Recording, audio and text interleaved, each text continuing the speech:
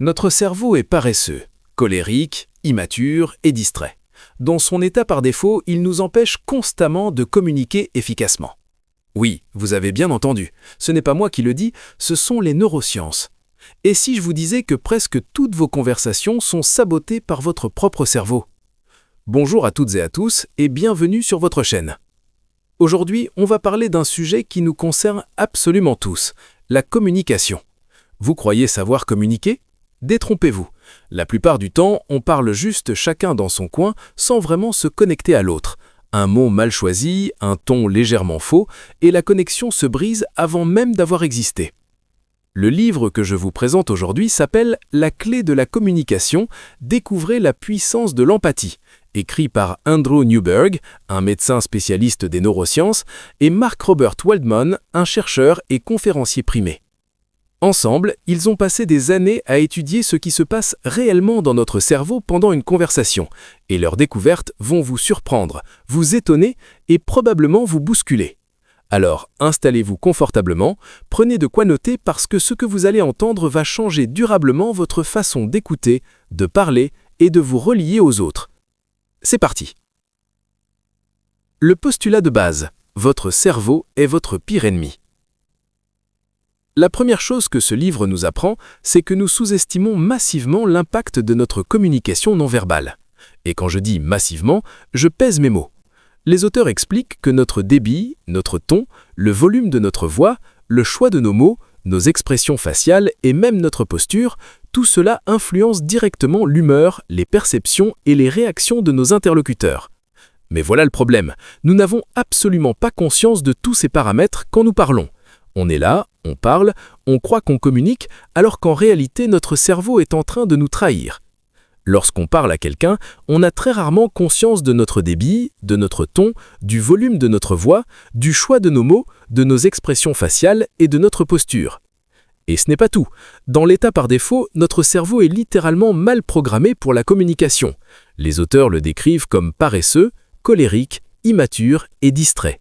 Autant dire qu'il ne nous aide pas à créer du lien avec les autres. La communication de compassion, une révolution. Alors, que faire? Arrêter de parler? Devenir ermite? Non. Newberg et Waldman proposent une approche révolutionnaire, la communication de compassion. Derrière ce nom un peu sophistiqué se cache une idée simple mais puissante. Il s'agit de devenir conscient de notre manière de nous exprimer et de ses effets sur le cerveau de l'autre. L'objectif? Faire en sorte que deux cerveaux puissent travailler ensemble comme un seul.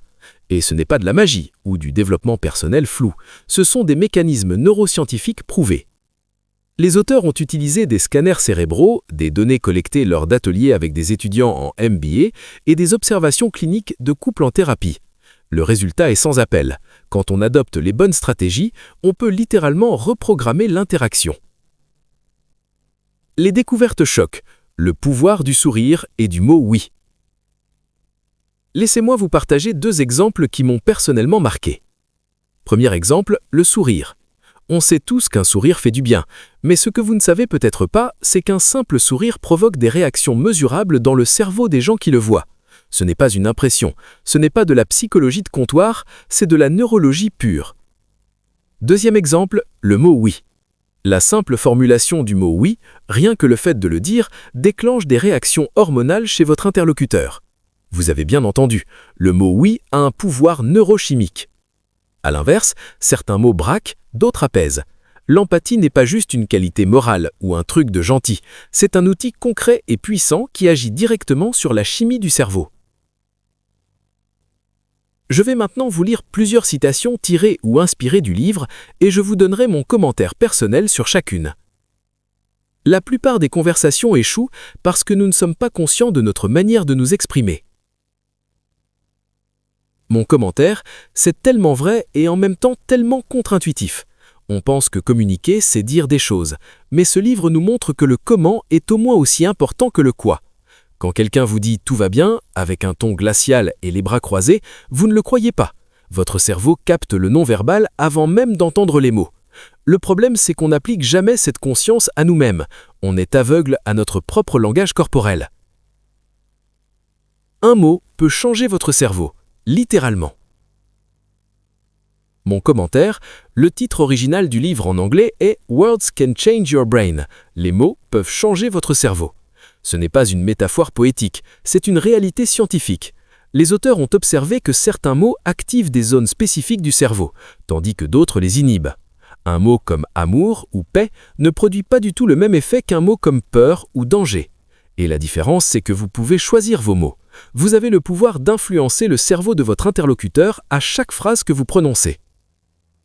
Ne parlez jamais plus de 20 à 30 secondes d'affilée. Après ce délai, l'attention de l'autre personne se ferme complètement. Alors celle-là, elle fait mal, parce que je sais que moi-même je suis capable de faire des monologues de plusieurs minutes. Eh bien, figurez-vous que c'est contre-productif. Notre cerveau n'est simplement pas câblé pour écouter quelqu'un parler pendant plus d'une demi-minute sans décrocher. La solution, faire des phrases courtes, laisser des pauses et surtout, j'y reviendrai, répondre à l'autre au lieu de ramener la conversation à soi. Pour chaque mot négatif que vous prononcez, vous aurez besoin d'au moins 3 mots positifs pour annuler son effet. Mon commentaire, c'est ce qu'on appelle le ratio de Losada, ou l'effet de la négativité. En gros, notre cerveau est beaucoup plus sensible au négatif qu'au positif. C'est logique, du point de vue évolutif. Nos ancêtres devaient repérer les dangers pour survivre. Mais dans une conversation, ça veut dire qu'une seule critique peut anéantir 3 compliments. Alors la prochaine fois que vous voulez faire un reproche à quelqu'un, demandez-vous si vous avez accumulé assez de positif avant. Sinon, attendez. Respirez profondément avant de commencer une phrase. Cette simple pause transforme votre communication. Ça paraît presque trop simple, non? Et pourtant, les auteurs insistent beaucoup sur les exercices pratiques de ce genre. Pourquoi ça marche? Parce que la respiration profonde active le système nerveux parasympathique, celui qui nous calme. Quand vous êtes relaxé, votre voix est plus posée, votre ton plus agréable et votre cerveau fonctionne mieux. L'inverse est vrai aussi. Quand vous êtes stressé, votre voix monte dans les aigus, vous parlez plus vite et vous dites n'importe quoi. Une respiration et tout change. Maintenant, j'aimerais prendre un peu de recul et vous donner mon avis personnel sur ce livre. Ce que j'ai aimé. Premier point, l'approche scientifique. Ce qui différencie ce livre des énièmes guides de développement personnel, c'est qu'il s'appuie sur des données neurologiques concrètes. Newberg est un vrai chercheur avec des scanners cérébraux et des protocoles scientifiques. On n'est pas dans le « croyez-moi parce que je vous le dis », on est dans le « voici ce que montre la science ». Et ça change tout. Deuxième point, les exercices pratiques. Les auteurs ne se contentent pas de théoriser, ils proposent des exercices concrets à faire en couple, avec vos enfants ou au travail. Par exemple, ils vous invitent à marquer des pauses de plusieurs secondes entre les mots, parler sans émotion pour observer l'effet sur l'autre, respirer profondément avant chaque phrase. Ce ne sont pas des conseils vagues du style « soyez plus empathique ». Ce sont des actions précises, reproductibles, que vous pouvez tester dès aujourd'hui. Troisième point, l'empathie comme outil. J'adore la façon dont le livre démystifiait l'empathie. Ce n'est pas une faiblesse, ce n'est pas être gentil, ce n'est pas se faire marcher sur les pieds. L'empathie, c'est une compétence stratégique qui permet de désamorcer les conflits, de créer de la confiance et d'obtenir ce qu'on veut. Les auteurs l'ont testé avec des étudiants en MBA, des futurs cadres dirigeants, pas des moines bouddhistes. Et ça marche. Ce qui mérite de réfléchir. Si je devais nuancer un peu, je dirais que le livre peut parfois donner l'impression que tout est sous contrôle. Il parle beaucoup de reprogrammer son cerveau, de choisir des mots, de maîtriser sa communication. Mais la réalité, c'est que communiquer, c'est aussi accepter l'imprévisible. On ne contrôle jamais totalement l'autre, ni même totalement soi-même. Et peut-être que c'est ça la vraie leçon. La clé de la communication, ce n'est pas la perfection technique, c'est l'intention sincère de se connecter. Ceci étant dit, ce livre reste un outil incroyablement précieux. Il ne promet pas de miracle, il donne des leviers concrets. Et ça, c'est déjà énorme. Alors voilà ce que je retiens de la clé de la communication. Nous vivons dans un monde qui va vite. Les messages s'envoient en un clic, les conversations se font par écrans interposés et la vraie connexion humaine devient rare. Mais ce livre nous rappelle une vérité essentielle. Nous avons le pouvoir de changer la façon dont nous communiquons. Un sourire, un ton de voix apaisé, une pause, le mot « oui », ces petits riens apparemment insignifiants ont un impact neurochimique réel sur le cerveau de votre interlocuteur. Alors, par où commencer? Voici mon défi pour vous, chers téléspectateurs. Demain, dans votre prochaine conversation, essayez une seule chose, une respiration profonde avant de parler. Juste ça, et observez ce qui se passe. Vous verrez la communication d'un autre œil, et votre cerveau aussi. N'oubliez pas, la connexion aux autres commence par la conscience de soi. Prenez soin de vous, prenez soin de vos proches, et surtout, continuez à communiquer, mais cette fois, vraiment. Je vous dis à très bientôt pour une prochaine vidéo. Salut!